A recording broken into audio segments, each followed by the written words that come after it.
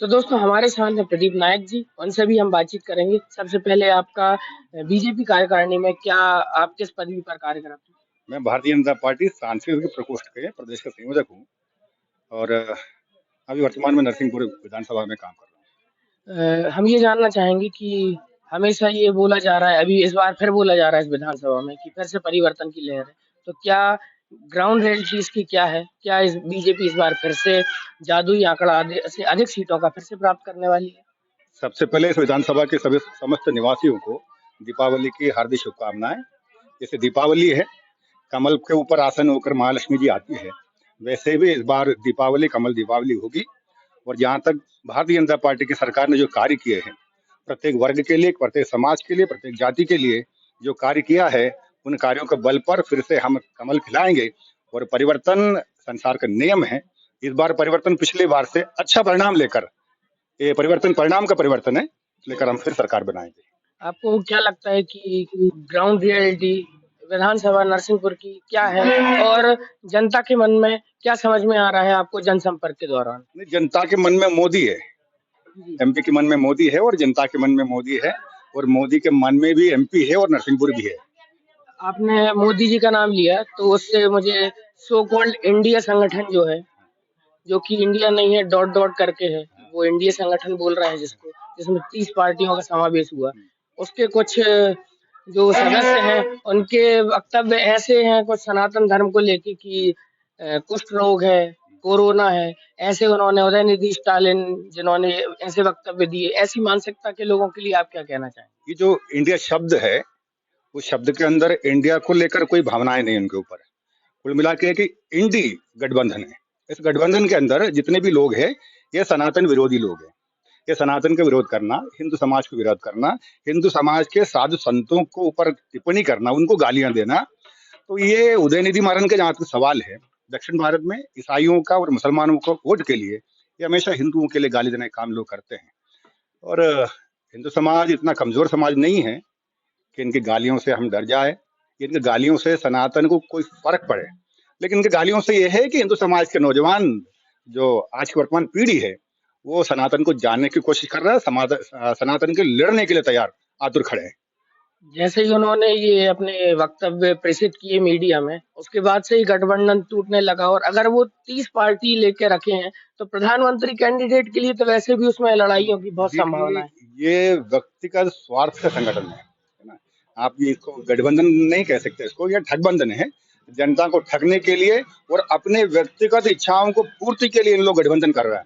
लेकिन आपने कहा है कि 30 पार्टियों का गठबंधन है, लेकिन उसके कितने टुकड़े हो चुके हैं ये आपको पता है। वर्तमान में जो ये गठबंधन के लिए आगे होकर चल रहे थे, इस गठबंधन बनाने के लिए जो बिहार के मुख्यमंत्री नीतीश कुमार जो कार्य कर रहे थे, वो भी इससे पीछे हट गए।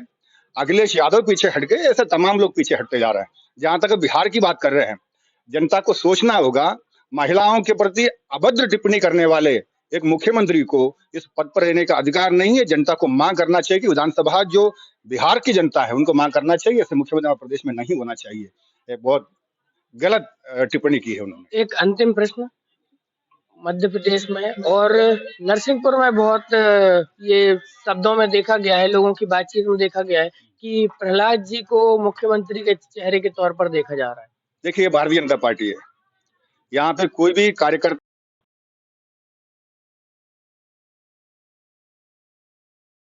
इसलिए हमको इस बात पर विचार भी करना चाहिए। वो भी एक चेहरा मुख्यमंत्री बनने का, वो प्रबल संभावना भी है, ऐसे मुझे लगता है। वो नरसिंहपुर के जनता को भी लगता है। प्रदीप जी युवा मोर्चा के महामंत्री रहे प्रदेश के, और अभी एक कार्यकर्ता की हैसियत से यहाँ आए हैं और नर्मदा माई के दर्शन करके वो प्रहलाद जी भाई साहब के जीतने की कामना कर रहे हैं। तो मैं धन्यवाद देता हूँ सभी कार्यकर्ताओं को। ये हमारा पूरा परिवार है। कमल दिवाली मनाने के लिए भी हम लोग अपील कर रहे हैं कि ये सामान्य दिवाली नहीं है। राम मंदिर का निर्माण होने वाला है और चल ही रहा है, और 22 तारीख को रामलला जी विराजमान होने वाले हैं। मुझे लगता है 500 वर्ष में ऐसा मौका हमारी पीढ़ी को मिल रहा है, तो हम धन्य ही नहीं हुए बल्कि अमर हो गए। मैं तो चाहता हूं कि मोक्ष की प्राप्ति की ओर हैं हम लोग, और इसका पूरा कारण हमारा हिंदुत्व है। क्योंकि हिंदुत्व है तो योगी जी हैं, मोदी जी हैं, मोदी जी हैं तो हिंदुत्व है। ऐसा जो नारा है, बच्चा मांगे माँ की गोदी, ऐसे भारत मांगे नरेंद्र मोदी। तो आइए हम प्रहलाद जी भाई साहब को जीतने की कामना कर रहे हैं, प्रयास कर रहे हैं। आप देख रहे हैं गली गली में सब जगह वोट मांगने के लिए, आशीर्वाद लेने के लिए हमारे पूर्व विधायक जालम सिंह पटेल जी, मुन्ना भैया ऐसे लक्ष्मण की भूमिका अदा की कि अपने बड़े भाई राम के लिए उन्होंने गद्दी छोड़ दी, सिंहासन छोड़ दिया। ऐसी प्रेरणा हमारे मध्य प्रदेश में मिल रही है। प्रहलाद जी भाई साहब पूरी 230 विधानसभाओं में जाकर प्रचार कर रहे हैं। सभी नेता यहाँ स्वयं, हम लोगों को किसी ने बुलाया नहीं, हम स्वयं आए हैं, क्योंकि कार्यकर्ता का, स्वयंसेवक का कर्तव्य है कि वो जरूरत जहां भी देखे तो आ जाए। जब हमने देखा कि प्रहलाद जी भाई साहब दूसरों की चिंता कर रहे हैं तो उनकी चिंता कौन करेगा, हम लोग करेंगे। इसलिए ये पूरे वोटर हैं, यहाँ का जो मन है, जीत का मन है, सब लोग जिताना चाहते हैं। तो हमारे जो प्रदीप जी नायर जी हैं, उनके साथ जितने भी पदाधिकारी हैं, भोपाल से आए हैं, प्रदेश कार्यालय से प्रदेश संयोजक हैं, तो हम सभी का बहुत बहुत नरसिंहपुर की जनता की ओर से, नरसिंहपुर विधानसभा की ओर से बहुत बहुत आभार व्यक्त करते हैं। उन्होंने अपना कीमती समय दीपावली के दिन निकाल करके वो भाई साहब के प्रचार के लिए अगर आ रहे हैं तो स्वयं अर्थ निकाल लीजिए कि जीत हमारे नजदीक है और कमल फूल की लहर चल रही है, मोदी जी की लहर भी चल रही है। और जो काम हमने 5 साल किए हैं, काम के आधार पर भी अगर देखें तो भारतीय जनता पार्टी को कोई नहीं रोक सकता। जन जन के लिए योजना लेकर महिला, ये है हमारी जितने भी युवा हैं, जितने भी बुजुर्ग हैं, सबका ध्यान रखा गया है। और आने वाले समय में जैसे अभी किसानों का कर्ज का ब्याज माफ किया है, इस प्रकार और भी कोई श्रेष्ठ योजना अगर होगी, लाडली बहना योजना में 1000 से शुरू किए थे, 1250, 1500 आएगी। तो आप देखो ना, आयुष्मान कार्ड 1 लाख से शुरू हुआ था, 5 लाख तक आ गया।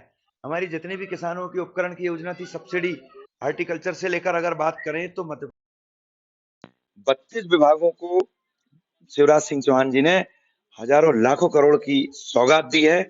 और अभी आचार संहिता लगने के पहले जगह जगह शिलान्यास हुए हैं। रानी कमलापति स्टेशन को आप देख लो, महाकाल लोक देख लो आप जाकर उज्जैन में, इंदौर जाकर देख लो, इंदौर का विकास। आप स्वयं पत्रकार हो, आप जाकर के देखो कि भारतीय जनता पार्टी के झंडे को लोग कितना सम्मान दे रहे हैं और वोट देने के लिए आतुर हैं। ये तो 17 नवंबर को आप स्वयं देख लेना कि सुबह 7 बजे से सूर्य की पहली किरण के साथ कमल खिल जाएगा और लक्ष्मी जी के चरणों में अभी दीपावली में ही चढ़ जाएगा।